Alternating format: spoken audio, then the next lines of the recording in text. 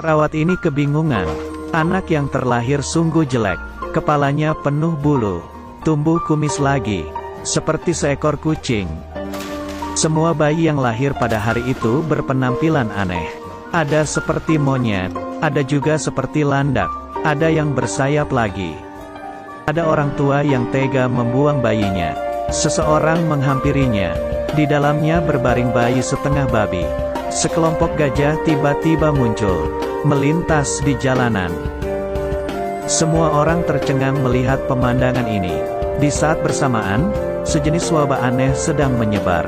Jika seseorang terinfeksi virus tersebut, jari kelingkingnya akan berkedut kencang. Penyakit ini belum bisa disembuhkan. Jika Anda terinfeksi, semua orang akan segera menghindar. Mari lakukan rapid test. Segera tes dia. Petik 2. Diambil sampel darah dari jarinya. Jika warna reagen berubah menjadi ungu, maka tidak akan yang bisa menyelamatkannya. Kemudian orang itu akan diikat. Tolong, petik 2. Lalu menyalakan api. Orang itu dibakar bersama seisi rumah. Menurut mereka, bayi bibrida inilah yang penyebabnya. Jadi manusia mulai memburu para bibrida.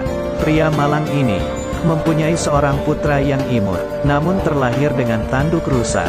Jika tidak pergi, putranya pasti akan diburu. Jadi pria memilih untuk menetap di dalam hutan terpencil. Pria menetapkan ribuan aturan untuk putranya. Jika ketemu orang tak dikenal, harus langsung lari. Tidak boleh melewati pagar. Takut. Petik 2. 8 tahun kemudian. Suatu hari, seseorang menyelinap di luar pagar dan menandainya dengan pita merah. Kita ditandai.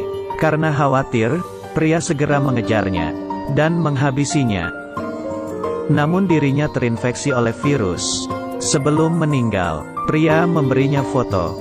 Bocah pun baru tahu bahwa wanita dalam foto ini adalah ibu kandungnya. Ayah. Petik 2. Pria pun tewas meninggalkan bocah sendirian. Bocah membuat orangan jerami, berbicara sendiri setiap hari. Akhirnya rasa kesepian mulai melandanya. Dia menyalakan jerami, lalu membuang mainan jahitan ayahnya ke dalam bara api. Siapa tahu bahwa kepulan asap ini akan mendatangkan malapetaka. Pemburu yang datang mencari sumber asap, menemukan bocah ini, menangkapnya sebagai mangsa. Manusia setengah rusa. Jika dijual, pasti akan menghasilkan banyak uang. Tiba-tiba terdengar tembakan. Pemburu itu pun tewas. Bocah berusaha melarikan diri. Ia bersembunyi di ruang bawah tanah. Dia melihat melalui celah. Sesosok pria tinggi besar membuka pintu dan berjalan masuk. Pria yang sangar ini tampaknya bukan orang yang jahat. Pria ini adalah penggembara. Dia sama sekali tidak tertarik dengan bibrida, bahkan memperbaiki pipa air. Dia memperingati untuk tidak sembarang menyalakan api. Ketika melihat pria hendak pergi, bocah sedih dan mulai menangis. Ia tidak ingin sendirian.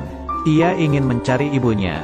Lalu bocah berlari kencang, melompat melewati pagar pembatas, melewati jalan raya, hingga tiba di tepi tebing. Jepret, bawa aku pergi. Petik 2. Pria enggan membawanya, menyuruhnya segera pergi. Namun bocah berhasil menemukannya lagi. Setelah mencium aroma makanannya, esok harinya, pria marah besar. Bocah menghabiskan makanannya, menghancurkan petanya, bahkan menghabiskan obat pereda sakitnya.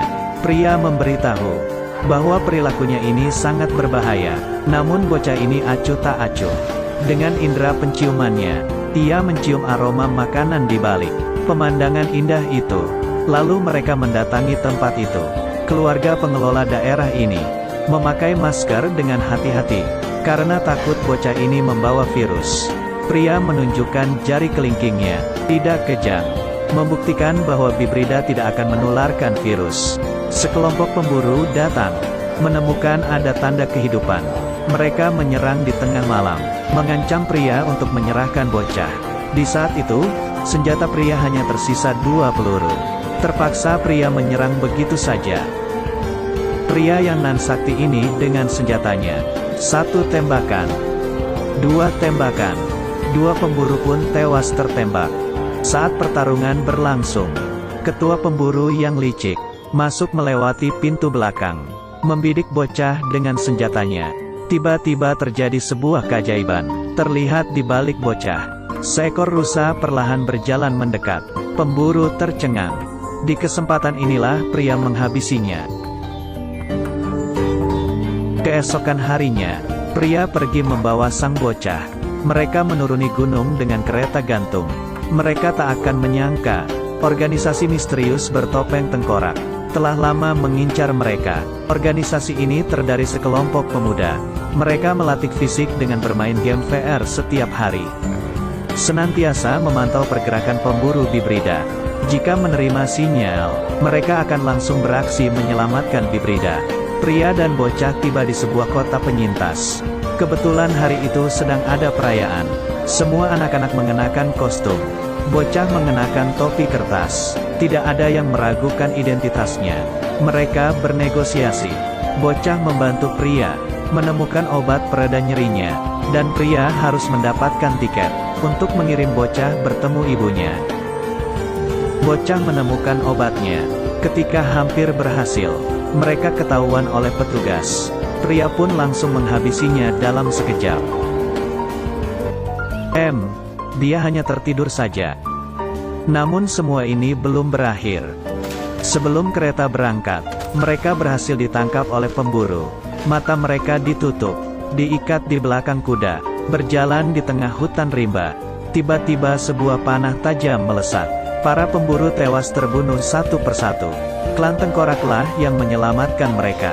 Cerita hari ini berakhir di sini dulu. Serial drama fantasi berjudul Kurang dari Sweet Tooth lebih besar dari.